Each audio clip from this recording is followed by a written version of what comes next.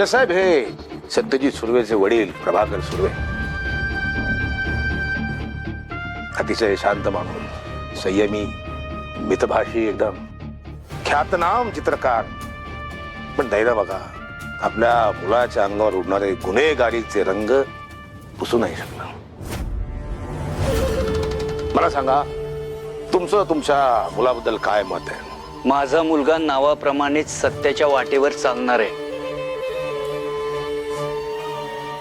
आणि आज तुम्ही त्याच्यावर जे काय आरोप लावताय ते सगळे खोटे आहेत. हे कोण ठरवेल? हे न्यायाधीश महोदय ठरवतील. तुम्ही नाही, मी नाही, निशिगंधा मॅडम नाही. कोण ठरवेल? मला एक सांगा, हा जो आहे हा याचे आणि तुमचे संबंध कसे आहेत?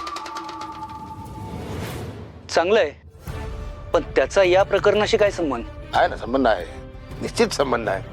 जेव्हा याला पहिल्यांदा अटक झाली तेव्हा तुम्ही याला सोडवायला गेला होता?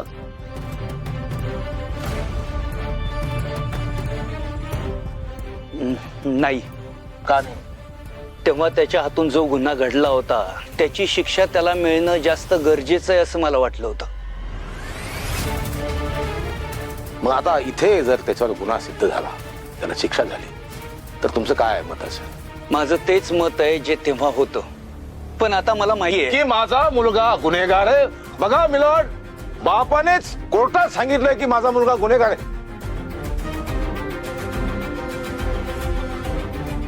या सत्यजित सुर्वेचे वडील सांगतायत माझा मुलगा गुन्हेगार. संपलं सगळं. अजून काय पाहिजे जज साहेब?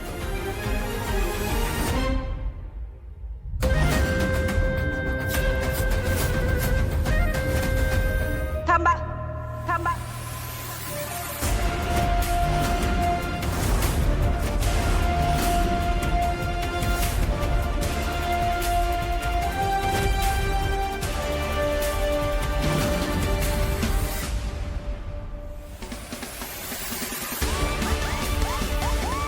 सत्या दोषी नाहीये. सत्या दोषी नाहीये.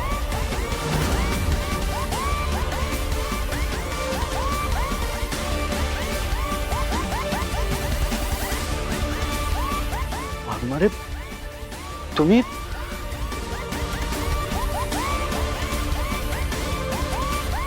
जज साहेब, सत्या दोषी नाही.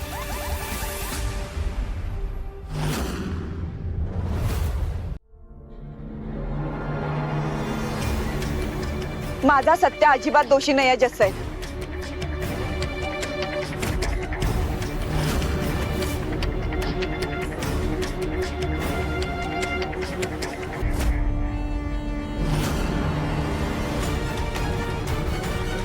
हे असं चालत नाही. पुरावे द्यावे लागतात, साक्षी द्यावे लागतात, सिद्ध करावं लागतं, जसं मी करतोय. काय केलं तुम्ही? खोटे पुरावे आणि खोटे साक्षीदार उभे करून, बरोबर ना?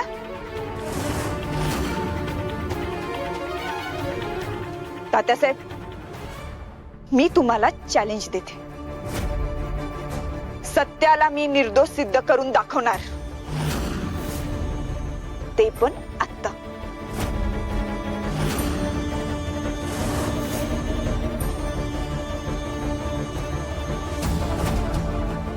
अरे कोण आहेत रे या? कॉन्स्टेबल मंजू, सत्यदाची बायको ही. हिनेच तर तात्याला अटक केली होती. Order order. मिसेस निशिगंधा, या कोण आहेत? आणि साक्षीदार म्हणून हजर करण्याचं तुम्ही आम्हाला कळवलं आहे का? जज साहेब, मी मंजिरी वाघमारे सुर्वे, सत्यजितची बायको.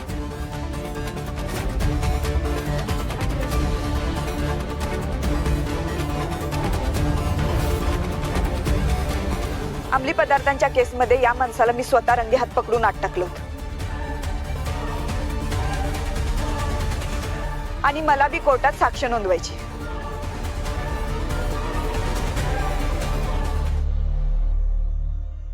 काय काय चाललंय जज साहेब? कुणी कधी येतंय मला साक्ष द्यायची? काय नियम वगैरे आहेत की नाही? काय वेळ काढूपणा चाललाय? कोर्टाचा वेळ वाया जातो याच्यामध्ये. CRPC कलम 311 साक्षीदार उभे करण्याचे अधिकार. तुम्हाला तर अगदी व्यवस्थित माहिती आहे तात्यासाहेब. आता जो कायदा तुम्हाला लागू तोच आम्हाला, नाही का? बरोबर बोलताय मिसेस निशिगंधा.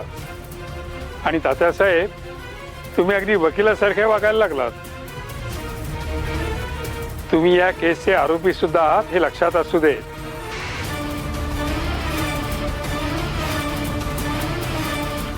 मिसेस मंजिरी, तुम्ही या. तुम्ही साक्ष देऊ शकता.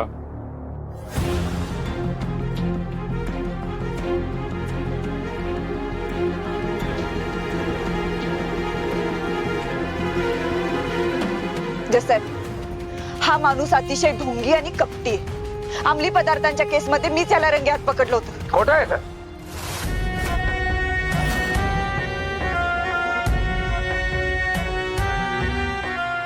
हे धांदात खोटं हे सगळं सत्याने शिकवलेलं आहे. त्याच्या सांगण्यावरून करतात हे सगळं. तात्यासाहेब, तुम्ही बोलत असताना इतरांनी शांत बसावं असं तुमचं म्हणणं होतं ना. तुम्ही का तसं वागता? शांत बसा. तू बोल. जसाहेब, फक्त अंमली पदार्थांच्या केसमध्येच यांचा सहभाग नव्हता, तर अशा अनेक गुन्ह्यांमध्ये हे सामील आहेत. अगदी खुनांपासून ते अपहरणाच्या गुन्ह्यामध्ये यांचा सहभाग होता. त्यावेळेस यांनी माझं सुद्धा अपहरण केलं आणि मला जीवे मारण्याचा प्रयत्न केला.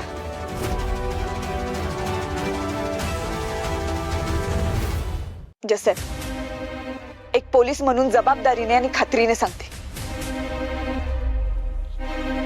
अंमली पदार्थांच्या केसमधले खरे गुन्हेगार हे तात्यासाहेब आहेत. सत्याचा यांच्यावर असणाऱ्या विश्वासाचा गैरफायदा घेऊन मुद्दाम त्याच्याकडून हे सगळं घडवून आणलं. तात्यासाहेब, यांनी केलेले आरोप तुम्हाला मान्य आहेत का? अजिबात नाही. हे धानात खोटं आहे सगळं. जस साहेब, मला यांची उलट तपासणी करण्याची परवानगी द्या कृपया. ठीक आहे, प्रोसीड. धन्यवाद.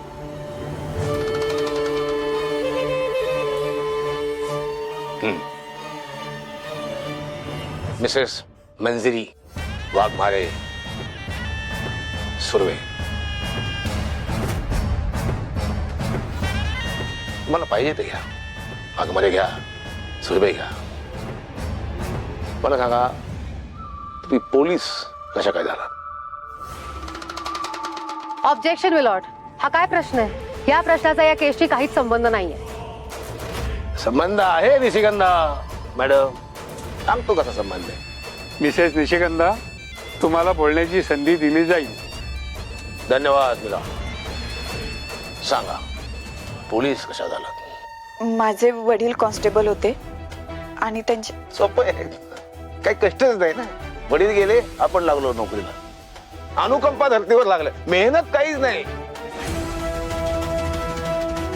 जी पोलिसाला मेहनत करावी लागते ना, परीक्षा द्याव्या लागतात, तसं काही नाही. वडील गेले, काय लागलं. पण प्रेमात पडले कुणाच्या? एका राजकारणी कम गुंडाचा.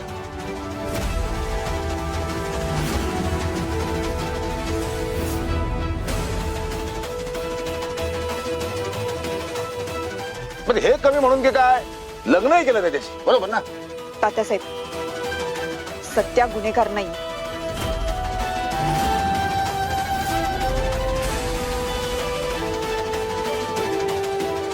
उगाच त्याच्यावर वाटेल ते आरोप करू नका. अरे वा, काय प्रेम आहे बा. इतकं पाहिजे प्रेम. मी सत्याला अटक केली, एकदा नाही अनेक वेळा अटक केली. मग जो गुन्हेगार आहे, जो अटक होतो, त्याच्याशी लग्न कसं काय केलं होतं? मी कुणाबरोबर लग्न करायचं हा माझा वैयक्तिक मुद्दा आहे.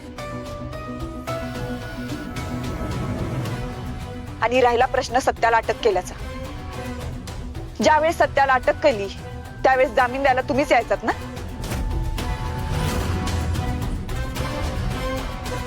जसं सत्यावर दाखल असलेले बरेच गुन्हे हे राजकीय स्वरूपाचे होते. ते गुन्हे इतक्या गंभीर स्वरूपाचे नव्हते. असं काही नसतं रे. साधा गुन्हा, गंभीर गुन्हा, मोठा गुन्हा, गुन्हा गुन्हा आहे. त्यासाठी शिक्षा व्हायलाच पाहिजे. तात्यासाहेब, मला सांगा, सत्या जर अंमली पदार्थांच्या केसचा खरा सूत्रधार आहे तर सगळा माल आणि पैसे त्याच्याकडे सापडायला हवे होते ना. ते तुमच्या गोडाऊन मध्ये कसे सापडले?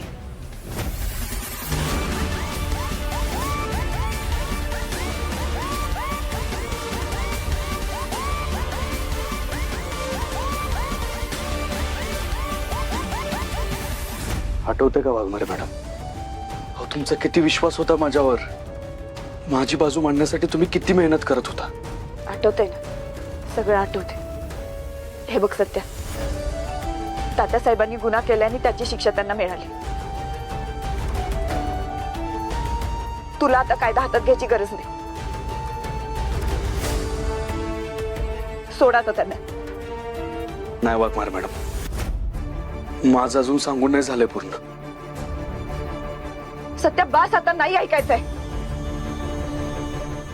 जे ऐकलं तेवढं बास आहे. सोड आता त्यांना, नाहीतर आता मला तुझ्यावर कारवाई करावं लागेल. वाघमारे, 3 वर्षात लई काय काय घडून गेलंय आणि ते सगळं अजून सांगून नाही झालंय माझं. सत्या, मी पुढचं पण ऐकून घेईन, पण त्यासाठी तात्यासाहेबांना बंदी बनवायची काही गरज नाही. तू त्यांना सोड, मग आपण पुढे बोलू. नाही सोडणार. माझं सगळं सांगून झाल्याशिवाय नाही सोडणार मी. माझ्या शब्दावर विश्वास नाहीये तुला? तुमच्यावर विश्वास आहे माझा वाघमारे, पण या नीच माणसावर अजिबात विश्वास नाही माझा. आणि ह्याच्यामुळेच ना आपल्यात सगळे गैरसमज निर्माण झालेत. त्याच काय बी करून दूर करायच्यात मला. अजूनही आपण सातारा मध्यवर्ती कारागृहाच्या बाहेरच आहोत. गोळीचा आवाज कसा आला, गोळी कोणावर झाडले का हे अजून आपल्याला कळलेलं नाही. पोलिसांनी जरी सर्व काही नीट असल्याचं सांगितलं असलं तरी अजून संशयाचं वातावरण आहे. ही गोळी लागून सत्यदादा किंवा तात्या दोघांपैकी कोणी जखमी झाले असेल तरी ती सुद्धा अजून आपल्याला माहिती मिळालेली नाही. हे थोपाट दिले म्हणून काय बी बोलतेस आहे? जरा बरं बोलत जा की. माझ्या लेका जीवर कशाला उठलीस? तुझा मायकच फोडते आणि इकडं. मम्मी तू शांत हो जरा. तू नको त्यांच्या मनावर घेऊ. तू इकडे बस जरा. ये दादा, खुर्ची आम्ही दादा घे. बस. हे बघा सत्यदादांच्या मातोश्रीची दडपशाही. आम्हाला जे वाटतं ते आम्ही बोलू शकत नाही का? या सगळ्यात एक प्रश्न राहून पडतो आहे की सत्यदादा असं का करतील? तात्यासाहेब शिक्षा भोगत असतानाही सत्यदादांनी त्यांना बंदी का बनवलं आहे?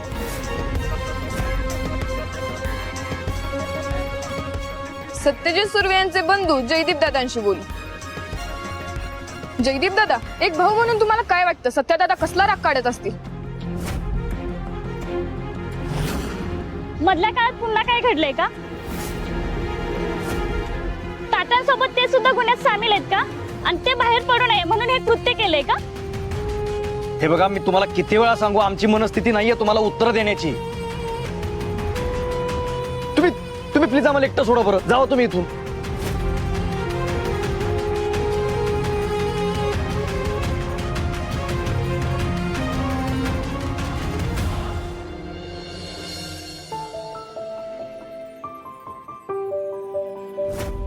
उचला या साड्या आणि चालत्या वा, कारण मी माझा कायदा वापरला ना, तुम्हाला लई महागात पडत.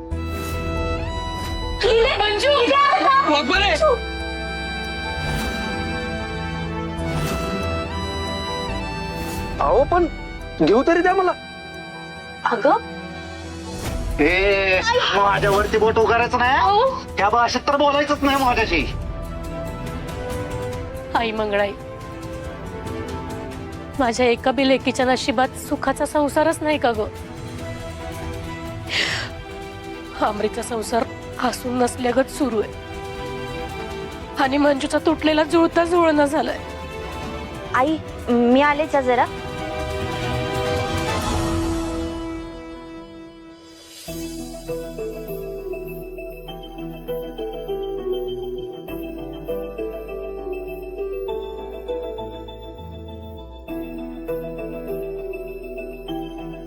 आई,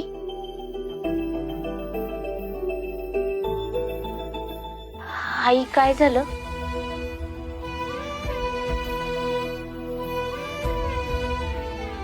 आमरे, आपल्या तिघींपैकी एकीच्या बी नशिबात संसाराचं सुखच नाही का गलिवलंय. माझा संसार कसा बसा सुरू होता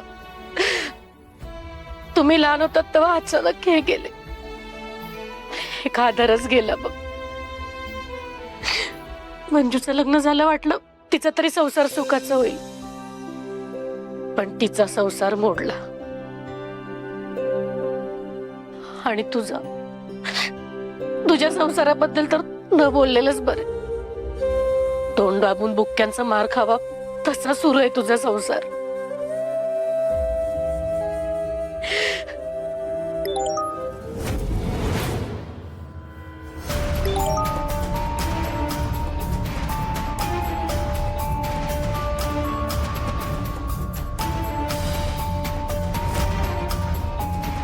काय झालं आमरे?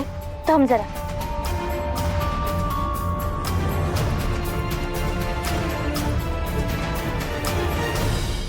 सत्यजित सुर्वे यांनी माजी आमदार तात्यासाहेब मोहिते यांना जेलमध्ये घुसून बंदी बनवलं आहे. असं समजत आहे की त्यांच्या हातात बंदूक सुद्धा आहे. त्यांनी असं का केलं याचं कारण अद्याप स्पष्ट झालेलं नाही. आतापर्यंत हातात आलेल्या माहितीनुसार त्यांना रोखण्यासाठी इन्स्पेक्टर मंजिरी वाघमारे या सुद्धा आत गेलेल्या आहेत. नेमके सत्यजित सुर्वे यांच्या काय मागण्या आहेत किंवा त्यांचे यामागचे नक्की काय म्हणणे आहे हे अजून सुद्धा क्लिअर झालेले नाही. सत्या, उगाच हट्टाला पेटू नकोस. तुझा माझ्यावर विश्वास आहे ना, मग सोडतात साहेबांना. वाघमारे, माझा तुमच्यावर विश्वास आहेच, पण याचं काय करू? यांना काय दगा फटका केला तर? त्याचं काय करायचं ते मी बघीन ना, पण तू आधी सोड त्यांना. नाही वाघमारे मॅडम, ह्याला नाही सोडणार मी. आमरे काय सगळं काय चाललंय ग? काय करतात सत्यजितराव? आई प्लीज तू शांत हो. मी ना दीदीला फोन लावते. नक्की काय झालंय ना ते तिला फोन लावल्यावर समजेल. थांब जरा.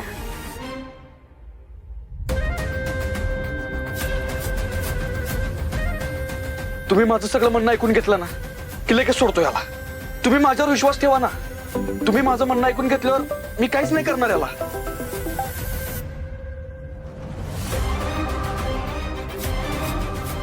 सत्या, अरे मी कुठं म्हणले तुझं ऐकून घेत नाही? मी ऐकून घेते तुझं, फक्त त्यांना सोड असं म्हणते.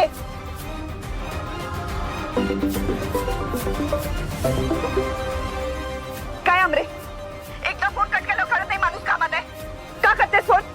ठेव. दीदी तू आता कुठे आहेस आणि काय करतेस ते चांगलंच माहितीये मला. अगं सत्यादाजींना त्यांची बाजू मांडायची संधी आता तरी दे प्लीज. तुला कसं कळलं मी आता कुठे आहे आणि काय सुरू आहे ते? दीदी अगं तिथं पत्रकार जमलेत, सगळं बातम्यांवर कळतंय. प्लीज प्लीज सत्यादाजींचं ऐकून घे.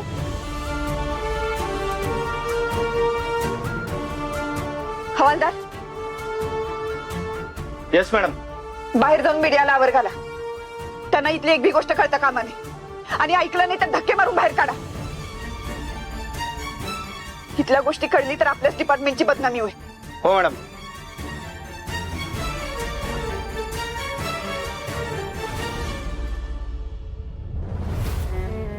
हाई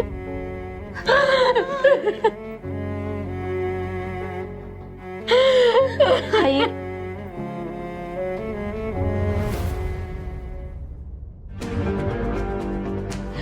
ऐका, मी रिक्वेस्ट करतो तुम्हाला, हात जोडते तुमच्या समोर, मला फक्त एकदा आत जाऊ दे. माफ करा मम्मी साहेब, तुम्ही आत जाऊ नाही शकत. सांगितलं ना मगाशी तुम्हाला, आतमध्ये समजा ठीक आहे. मला फक्त एकदा माझ्या डोळ्याने बघू दे माझ्या सत्याला. त्याचं दुश्मन आहे तिथं, मला आत गेलं पाहिजे. मंजू वहिनी येतात आतमध्ये, दादाला काय होणार आहे? चैत्यामुळे वैरी आहे ती वहिनी नाही. त्या दोघांमुळे माझ्या सत्याच्या जीवाला धोका आहे. माझ्या लेकराच्या जीवाला काही झालं ना, हे बघा मला आतमध्ये जाऊ द्या, नाहीतर मी माझ्या जीवाचा बरा वाईट करून घेईल. सत्या, मम्मी असं नको करू. अगं मम्मी ऐक माझं. सोड मम्मी सोड. मम्मी सोड ग. अगं तूच असं केलं, आम्ही कुणाच्या तोंडाकडे बघायचं? शांत हो बघू, शांत. किती वेळा सांगू तुला, शांत राहा जरा. तर एका माऊलीचा आक्रोश आपण बघू शकता. सत्यादादांना भेटण्यासाठी मम्मी साहेब हट्टाला भेटलायत, तर आपण त्यांना विचारूयात. मम्मी साहेब, वाघमारे मॅडम, अमृता, आई, बलमा, पप्पा सगळे तुम्हाला सांगत होते ना माझी बाजू ऐकून घ्या म्हणून. तेव्हा का नाही ऐकून घेतलं तुम्ही? माझ्यावर असणाऱ्या रागामुळे तुम्ही मला कधीच बोलू दिलं नाही, त्यामुळे माझ्यावर ही वेळ आल्या. सत्य हे बघ, मला मान्य आहे मी तेव्हा तुझं ऐकून घेतलं नाही, पण त्यासाठी हा मार्ग निवडायचा नव्हता. यानं काहीच साध्य होणार नाही. हे बघा, काय साध्य होईल काय नाही होईल ते पुढचं पुढे बघू आपण.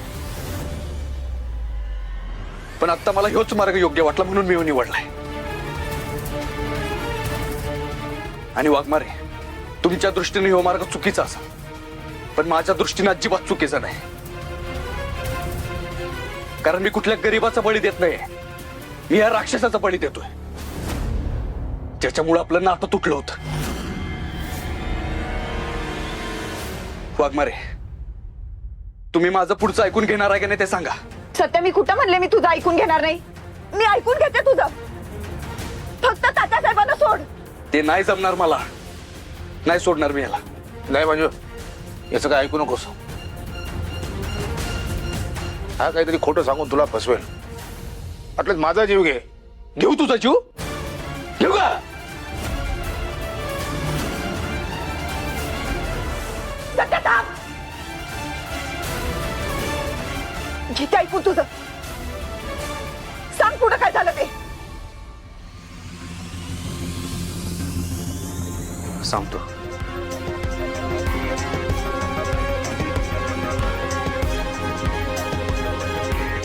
वाघमारे, त्यावेळी तुम्ही माझी बाजू मांडायला कोर्टात यायला नव्हतं पाहिजे होतं. तुम्ही लय मोठी चूक केली तेव्हा कोर्टात येऊन.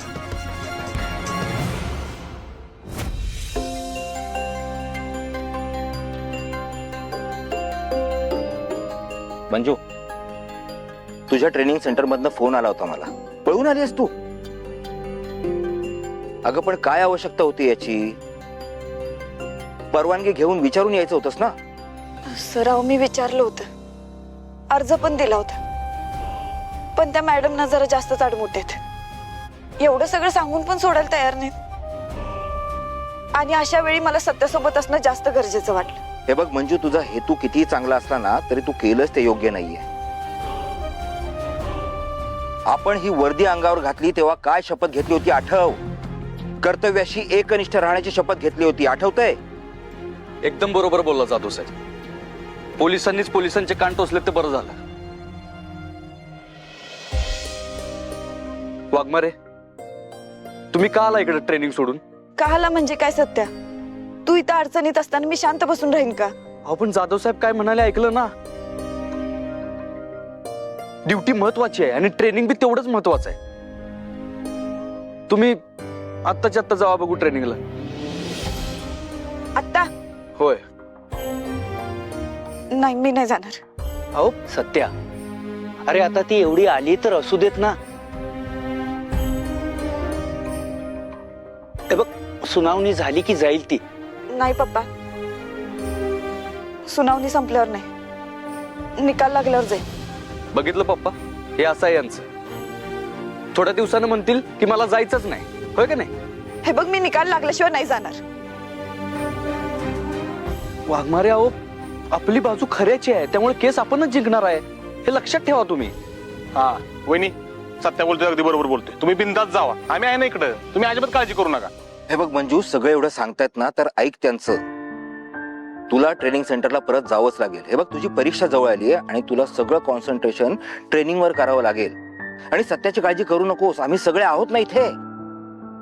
नाही, मी नाही जाणार. वाघमारे, हे बघा, तुम्हाला जावंच लागेल. तुम्हाला शपथ आहे माझी. किती दुष्ट आहेस रे. तुला माहितीये शपथ दिल्यावर मी ती मोडणार नाही म्हणून घातलीस ना. शपथ सुटली म्हणा आधी. अजिबात नाही म्हणणार. सत्या, तुझी लई काळजी वाटते मला. मला नाही जमणार तुला सोडून जायला. वाघमारे,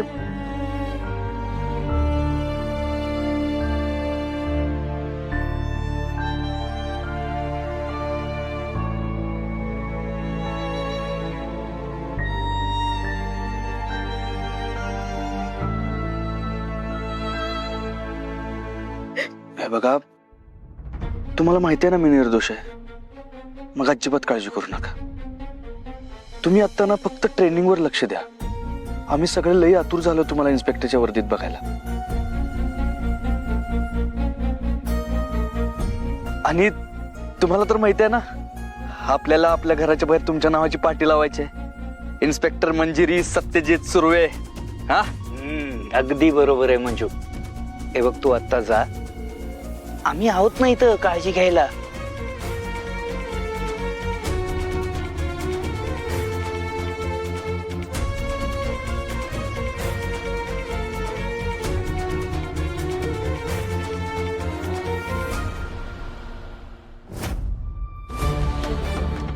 मिलॉर्ड, तात्यासाहेब मोहिते हे त्यांच्या बेरकी राजकारणासाठी प्रसिद्ध आहेत. राजकीय पक्षात त्यांची प्रतिमा अतिशय धूर्त आणि कपटी माणूस अशी आहे, आणि ती खरीच आहे. मिलॉर्ड, या कोर्टात मी तात्यासाहेबांच्या विरोधात जे जे पुरावे सादर केले आहेत ते नीट पाहिले तर लक्षात येतं की ड्रग केस मधले सगळे पुरावे यांच्या घरात सापडलेत. आणि या सगळ्याची खात्री करण्यासाठी मी या केसचा तपास करणाऱ्या इन्स्पेक्टर जाधव यांना येथे बोलवण्याची विनंती करते.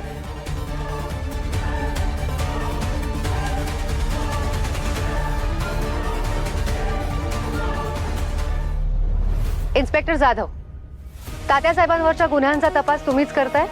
होय, मीच करत होतो. मग मगाशी मिसेस मंजिरी जे काही बोलल्या ते सगळं खरं आहे? ड्रग केसचे सगळे पुरावे तात्यासाहेबांच्या घरात सापडले होते? होय, अगदी खरं आहे. आम्हीच तात्यासाहेबांच्या घरी त्यांना अटक केली होती आणि सगळे पुरावे आम्ही जमा करून घेतले होते. याचं खोटं बोलतात हे सगळं. हे धांदात खोटं, हे सगळं सत्याने शिकवलेलं आहे. त्याच्या सांगण्यावरून करतात हे सगळं. तात्यासाहेब शांत बसा, तुम्हाला बोलण्याची संधी दिली जाईल. मला यांची उलट तपासणी करण्याची परवानगी द्या कृपया. प्रोसीड. धन्यवाद.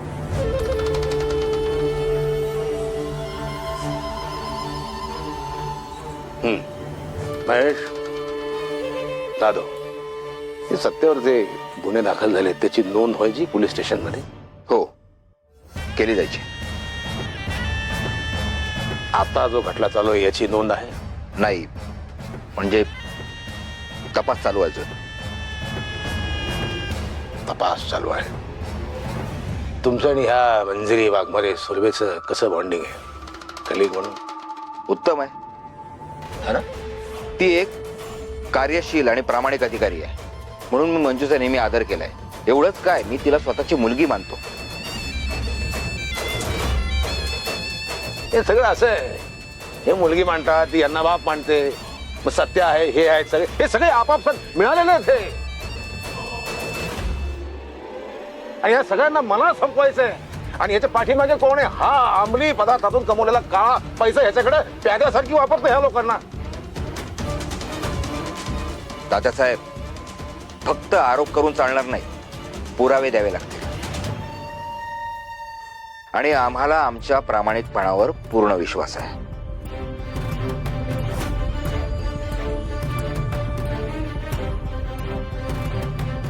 बरोबर आहे तात्यासाहेब, नुसते आरोप करून काहीही होणार नाहीये. तुम्हाला ते सिद्ध करावे लागतील. आता माझ्याकडे तुमच्या विरुद्ध ठोस पुरावे आहेत आणि साक्षीदारही उभे केलेले आहेत. मग मला वेळ द्या जज साहेब, पुरावे गोळा करायला, साक्षी गोळा करायला. Objection milord. मिलॉर्ड, आधीच या माणसाने कोर्टाचा खूप वेळ वाया घालवलाय. त्यामुळे सरकारी पक्षाकडून या कोर्टाला विनंती आहे की आत्ताच्या आत्ता या माणसाला शिक्षा सुनावण्यात यावी आणि हे प्रकरण मार्गी लावावं. जज साहेब, मला कोणी वकील नाही, माझ्या बाजूने लढायला कोणी नाही. मला वेळ द्या पुरावे गोळा करायला, साक्षीदार गोळा करायला.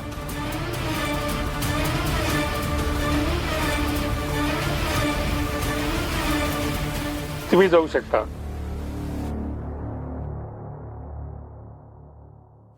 दोन्ही बाजूचा युक्तिवाद ऐकून घेत हे कोर्ट तात्यासाहेब आणि सरकारी बाजूला यांना साक्षीदार आणि पुरावे गोळा करण्याकरता वेळ देत आहे.